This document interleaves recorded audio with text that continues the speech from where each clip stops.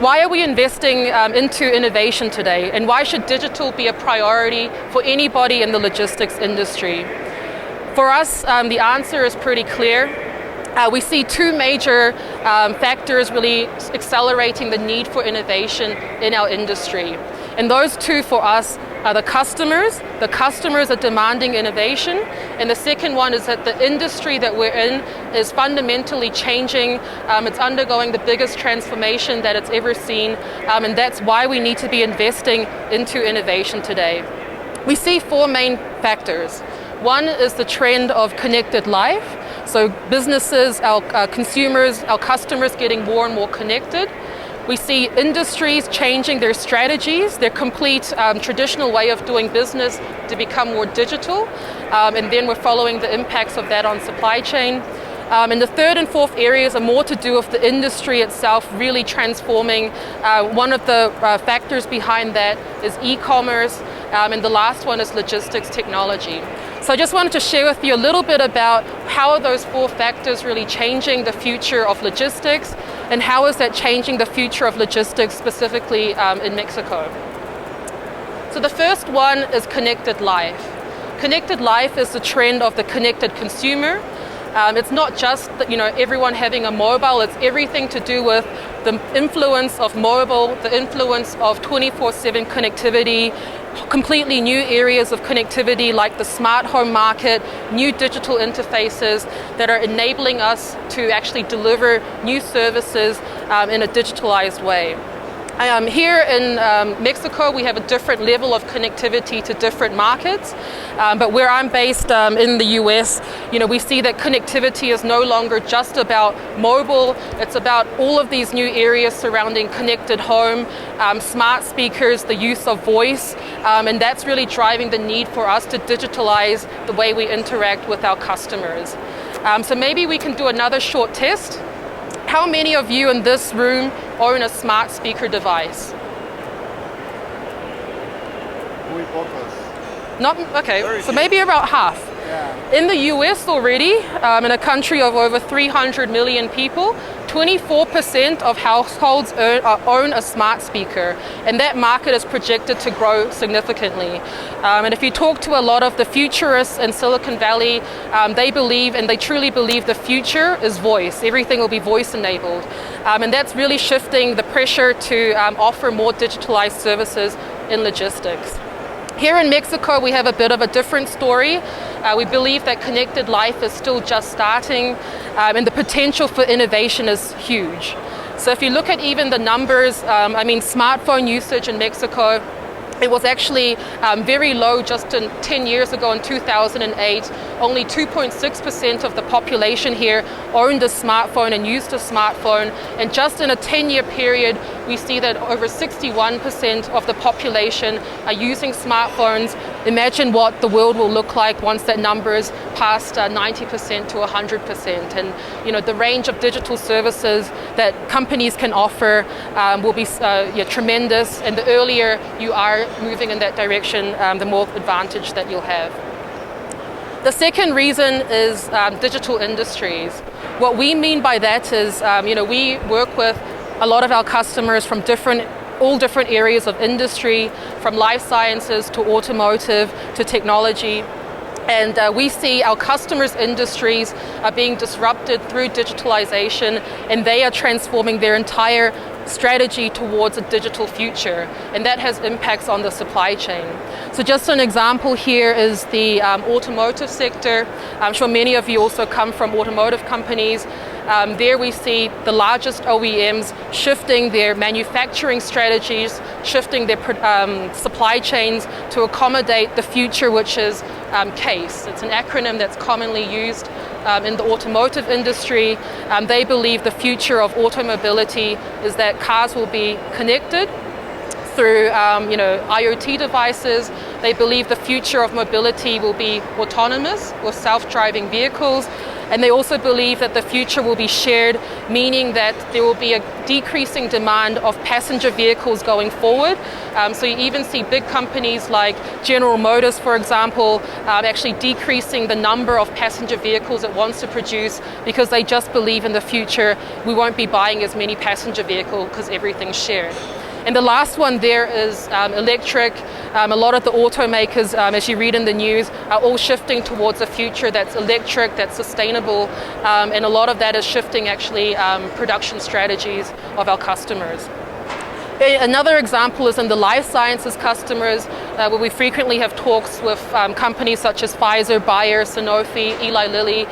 We talk about the digitalization of the healthcare industry. So how the future will be all about patient-centric supply chains, digital healthcare, connected healthcare, just some of the buzzwords that come up. And of course, you see new entrants in their area, like Amazon, for example, entering the pharmaceutical market. They acquired last year a company called PillPack. They're US-based. It's a company that's not even 5 years old, and they acquired it for $1 billion. And that company is basically enabling personalized medicine so that you can have the exact vitamins and pills you need to take Monday to Sunday, packaged perfectly, individualized, and that Amazon sees as a very attractive market to enter. So we see in the discussions with our customers, their industry is changing. They're asking about e-commerce. They're asking us about the new supply chain going forward, and that's why we see that we need to be agile and innovative. The third area is e-commerce, and e-commerce is, for me, actually one of the most exciting developments to see just in a short period of time, the last 7 years being at DHL, how that has grown and so high on the agenda of many companies, including at DHL. And we see just the potential of e-commerce to impact supply chains. So e-commerce, we see, the Amazons, the Alibabas, the JD.coms. It has fundamentally changed supply chains. It has fundamentally changed innovation in supply chain because supply chain is a key competitive advantage in any e-commerce company. And one such example is Alibaba. Maybe another quick raise of hands. How many of you know Alibaba? Good. How many of you have shopped on Alibaba? Fewer. Well, maybe just one more question. How many of you know what Singles Day is? Okay, not popular in Mexico. Maybe one day. So Singles Day is the opposite of Valentine's Day in China. So Singles Day is a celebration of single people where on the 11th of November every single year it's a 24-hour sales event where you can sit at home and order things to make yourself feel better. And during this 24-hour sale period, millions, if not hundreds of millions of people in China log on to purchase a whole variety of different shipments, and it is the shopping event of the year globally. To put it in numbers, last year in Alibaba's Singles Day sale, it generated for them $30 billion in revenue in a 24-hour period. In the first hour of the Singles Day sale, they had already locked down $10 billion in revenue, just in one day, in 1 hour.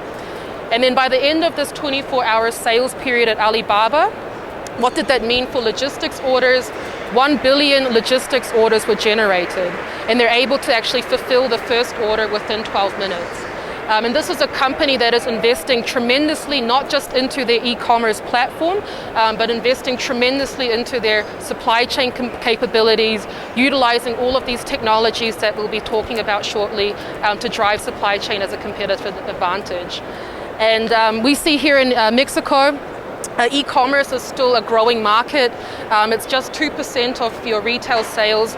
But as we see this connected life trend pick up, as we see industry shifting towards a digital strategy, we know that e-commerce is going to grow rapidly in Mexico. And you see announcements like Alibaba working with the Mexican government to enter and export some of the goods on the Alibaba platform. And then more recently talking about this year, JD.com, one of the big e-com giants of the world, they've entered a partnership with Mercado Libre to bring e-commerce and accelerate e-commerce here in Mexico. So in 5 years' time, when we're standing on this stage, the world is going to look very different. Yeah. And then lastly, this is kind of the area that I get to play in at DHL, is this whole area of logistics technology. 8 years ago, you talked to a lot of the futurists and Silicon Valley tech leaders, and they'll say, oh, logistics, we're not doing anything in that area. It's the hottest area at the moment in Silicon Valley. It's an untapped market, and just in the last 8 years, there's been over $15 billion invested from funding into logistics startups, developing new technologies for the supply chain. And we see the faster we are and the better we are actually as a company at adopting these technologies and utilizing them in our operations, the more value we can provide for our customers. And then of course we see new competitors in the market trying to also compete with us in the digital supply chain era. But in summary, where do we see the future of the logistics industry? I truly believe the supply chains of the future will be much smarter. They'll be much faster thanks to e-commerce. It'll have to be a lot faster, and it'll be a lot more customer-centric. So this means that logistics planning will be a lot more predictive. Operations will be a lot more proactive. Our processes will become a lot more autonomous through robotics, self-driving vehicles, and these technologies. And the services that we provide to our customers will be a lot more personalized through the data that we collect.